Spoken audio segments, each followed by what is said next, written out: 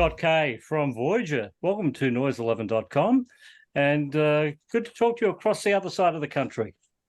Good to be here. Thanks for having me. You've spent your time in the Northern Hemisphere this year, done very well up there. Yep. Yeah, it's a good 6 weeks over there, which is pretty crazy to think about now. Far out. It's a big chunk of time. And then, coming home and being welcomed back with a sellout Australian tour feels pretty good. Pretty happy with not that. too bad, not too bad. Well, we'll talk about why you were over in Europe, as if people don't already know. In case they weren't informed. Yes, but more importantly, a new album, Fearless in Love. Yep. Yeah. Yeah. This is quite the catalogue you've got down there now, 8 albums down the track.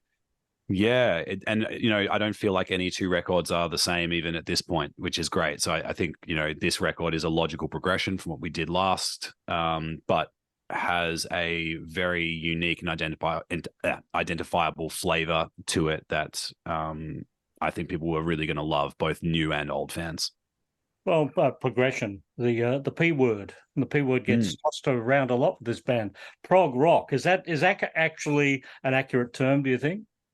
Yeah, I mean, I think progressive can mean so many things, and I think when people think of prog rock or prog metal, they tend to think of like the extended guitar solo and like the 12-minute song, and we're not really known for either of those things. I'd say a lot of it for us is the idea that the music takes you on a journey, and to me that's what I loved about progressive music from the beginning, was the fact that the song would take you somewhere, and I feel like Voyager's music kind of does that. It just does it in 4.5 minutes rather than 12. Yes, well, being a young man as you are, Scott Kay, you would have had to have delved back into either the parents or the grandparents' record collections to hear the origin for sure of prog rock. Yeah, I mean, for me growing up, Pink Floyd was probably the big band. If you would call them prog, I think they're a great band. And that they were sort of the initial starting point for me in discovering a lot of what I found resonated with my generation. Pretty much started with like Dream Theater and kind of went from there. So the sort of music that I grew up with pushed me in that direction, but maybe it's not the stuff that I would often listen to these days, but it's those formative years that really matter. So, the fact that my dad was super into that kind of stuff, he was into Genesis and, all that kind of stuff. He didn't really get into the 80s music overall all that much. So I kind of skipped that decade, which is a shame because now I'm revisiting it and I'm like, oh man, there's so much good stuff here. But, just having that influence to begin with, I think kind of set me on this journey. So yeah, here we are. Well, I guess that's one of the great things about music, all the time bombs it leaves behind. And just because you don't hear about it when it's new doesn't mean, you can't revisit it later on. Absolutely. Yeah, I love that. I love revisiting something that maybe you had heard as a child and you haven't really gone back to listen to again. And with, adult ears, you can hear all the intricacies and the depth in the music, especially with something like Floyd, where there is a lot of depth in concept and scope, and sometimes you're wondering like why would they do this at the beginning of time? Why is there all of this soundscapey stuff? I just want to hear a hook, man. But then when you listen to it in context, it's like awesome because it again kind of sends you on that journey. Yeah. Well, you've gone into the studio with Matt Templeman this time round. Have you worked with Matt before? Yeah, so we've worked with Matt on the last 4 records, actually. We've developed a really good working relationship with him. So we've been working with him from the V album onwards. And he's an old high school friend of mine. So we've known each other over half our lives. And I was just saying in another interview that I think what's cool about working with him is that there is an evolution in his process as well. It doesn't feel like we go into his studio and he does the same process every single time and that it's cookie cutter. We feel like he's learning about his skills as much as we're learning about ours. And so every time there's this new thing we can try, or, this time we decided to record the album live with some overdubs sort of thrown in the mix as well. And that changed the result dramatically. He changed the way he edited the record. So yeah, to me, working with him is just phenomenal. And, he's a good friend of mine, so we can be pretty blunt and honest with each other and not have any hurt feelings.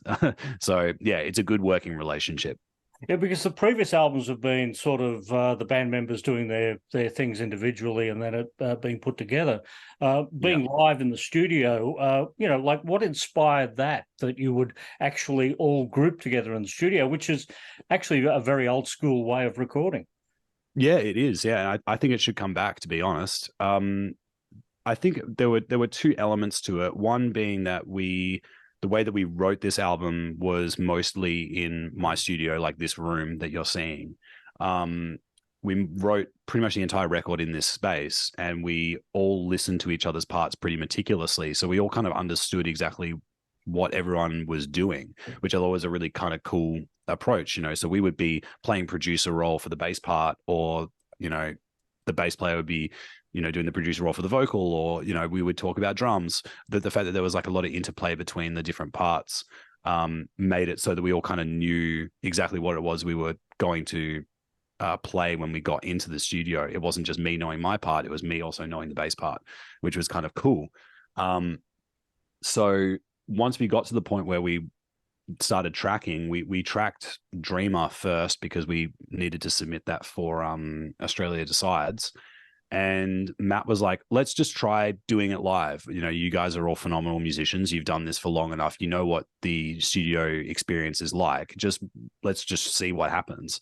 And I think it just got better takes out of all of us. Yes, there were overdubs after the fact. It's not like we hit record and then played the song and went, stop, cool, that's everyone's takes done. There was sort of some overdubbing in the process, but I think it captured some really awesome moments on that record, especially from the drums, because I feel like Ash in particular was able to resonate off us a little better when we were all in the room together playing. Yeah. And I guess this has been a very stable lineup too for, over a decade now. Yeah, it's been 12 years, and we've all collectively said that if any one of us quits or something happens, I don't think we'd be able to continue. I don't think we're at a point now where we could replace each other with anyone. I think there's a very unique bond that has happened here. And so as a result, yeah, we need to keep this one alive, man. We need to keep these people together. Yeah. Well, as we're recording this, we're still a week away from the album being released. As people are watching it, the album is already out. But for those who've been to see you in recent weeks, they've heard 3 tracks at least off this album live already. Yeah. So we've already released Promise, Dreamer, Prince of Fire, and Submarine. So there's actually 4 songs we've now released, with a 5th coming just around the corner. The ones we have released so far, besides maybe Prince of Fire, are more on the lighter end of the spectrum, I would say. There's a lot of stuff on this album that we don't want to fully release until people hear it in its full experience, I think, because it is a very dynamic record, and it's a record that sort of demands that you sit and listen from beginning to end. So it is old school in that way. We don't want people just listening to one track. We want people to listen to the first track and go straight through and listen to the whole thing. It's 45 minutes, so it's pretty, it's snappy. We're not waffling on. I feel like it's a very concise album, but I would encourage people to listen to it top to bottom. Yeah, Promise, Dreamer, and Prince of Fire are 3 that I have seen in the set list. For new songs being incorporated into a set list for a band that's been around for 20 years and a lineup that's been together for 10 years, I guess you have to make a few sacrifices to include new songs in the set list, don't you? That means something old has to come out. Yep, it's difficult. We're at a stage now where we could just play a best of set every single time, and just play our singles. But I feel like that's sort of doing a disservice to a lot of the deeper cuts on these albums that we all love as well. So our approach is to try and get as much new content in there as possible. But, it's a shame. And I think a lot of old school fans will go, why don't you play anything off the first couple of albums? And, I guess one excuse is that half of us weren't even on those records, but the other one would be just the fact that we kind of are forced to prioritize the stuff that we're working on right now. It's sort of a little like if you were to take, I don't know, a game developer and they were trying to plug a game they released 10 years ago with no new bells or whistles, it probably wouldn't sell too well. But if you're making something new, it's a better sell. It sucks that you have to think about it that way because, you know, music isn't just a product, it's art as well. And, you know, we want to try and carve an awesome set list for people. So, you know, we do try and throw some deeper cuts in there in our live sets as well. But it's something's got to give, unfortunately. Well, I think one of the older songs was Lost, 2009. Now that one even predates you. Yep, it does. Yeah. There's a couple of tracks that I was not in any way involved with. But I do recall the time that Simone showed me that record, showed me I'm the Revolution when I was not a member. And I got to hear it before the public did. And I remember being stoked, like hearing that album. It's like, damn, this is really cool stuff. So, you know, I was a fan before I joined. Well, I think the other one was White Shadow, Universe, 2007. Even earlier. Yeah. And that one is just a meme. That song is a joke song that people now demand we play. But look, I mean, every time we get it and every time it's fun. So it's not like I'm complaining. But it gets saved up for the encore. Yeah, it's an encore tune every time. Yeah. Maybe we should put it somewhere in the set where people won't predict it. That would actually be pretty funny. We'll just put it in there because if we're going to get asked to play it anyway, we may as well just put it in the set list. The track Sandstorm, the Darude song, is that a nod to, you know, your now historic position with Eurovision? We've actually been throwing that in the set for a long time because people always say that, you know, like Voyager has this like EDM inspired sound to it at times, and it's true. Like Danny in particular is super into his EDM, so we're like, what EDM banger can we like throw in the set just for some fun? And I mean, like Sandstorm is just, it's one of the best, right? You know, and it's an easy one to do. It's not like we have to try and do like Children or something like that where there's actually intricacies. This song's just a rave banger, you know. Yeah. How did the whole Eurovision thing come about? Because traditionally, you know, like I'm one of those people that cannot understand why Australia and other international countries, well, Australia's in it, but other international countries outside Europe aren't.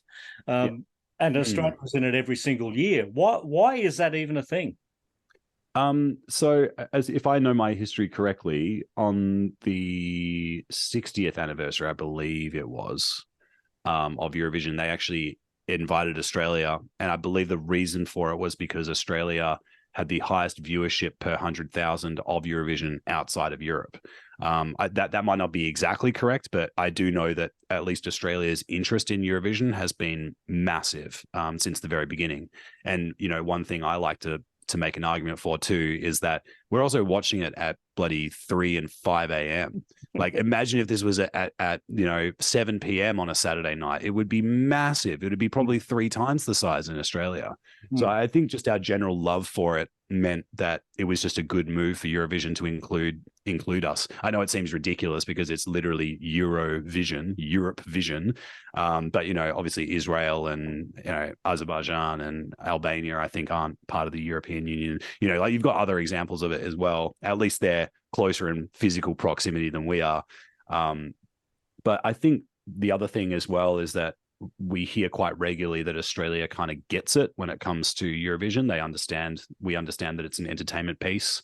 And that it's theater and that it is, you know, supposed to be kind of glamorous and ridiculous and over the top. And I feel like they've nailed that most years when it comes to what Australia sends. So yeah, they kind of understand the memo. They got the brief and have crushed it every year. So to me, that's enough of a reason to have them there anyway. And honestly, it would be cool to just expand it generally. I'd love to see more countries in Eurovision than less. Yeah. Well, you know, it's been nearly 50 years, or it might have been just 50 years, where ABBA were the winners of Eurovision Song Contest. And fun fact, in the very first edition of the Rolling Stone Encyclopedia of Rock, ABBA were listed as an Australian band. What? Really? Thank you, Rolling Stone. You really fucked that one up. Yeah, that's like not even remotely close. It's like, no, but ABBA was so huge in Australia that in America they assumed they must have been an Australian band. Wow. I mean, Yeah. they were absolutely massive here, and with the right reason. You know, like this is one thing as well, is especially with ABBA, I will come to their defense if people say that it's just pop trash. I will come to their defense every time because the songwriting is extremely complex. If you go in and try and learn one of their songs, I can guarantee you it will not be as easy as you think it is. Yeah. They're a brilliant group and deserving of all the accolades. But you know, if they want to be an Australian band, we'll take them. Well, I'll tell you what, 40 years from now, I'm looking forward to Voyager the musical. Oh God, I don't even want to know what that would be. Jesus. Have there been any wants to see that. repercussions? Have there been any repercussions with this band and the other Voyager that had that hit with Halfway Hotel back in the 70s? Like very brief, very small things, but honestly, not that much. I think for whatever reason, our paths have not crossed. There's been no real issues. I mean, I guess when it comes to sharing Spotify profiles and stuff like that, there's always the legal nonsense that gets in the way. But as far as I know, there hasn't been any real big problems, thankfully. Because, you know, they have resurrected in the last 12 months and put new music out. Oh God, really? Okay, this is something I didn't know. Far out. It would be very interesting to see an Australian tour with Voyager supporting Voyager. Voyager, yeah. That's actually a brilliant idea. Voyager and Voyager. Oh my God, I need to look this up. This up now. Yeah. That's awesome.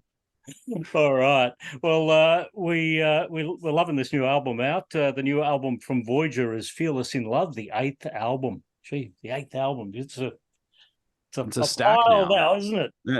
Yeah, it's good. It's good. Yeah, I mean, I'm just so excited, man. I think people are going to really like this one. Yeah. Well, Scott, great to talk to you here today at Noise 11. Pleasure to be here. Thank you for having me.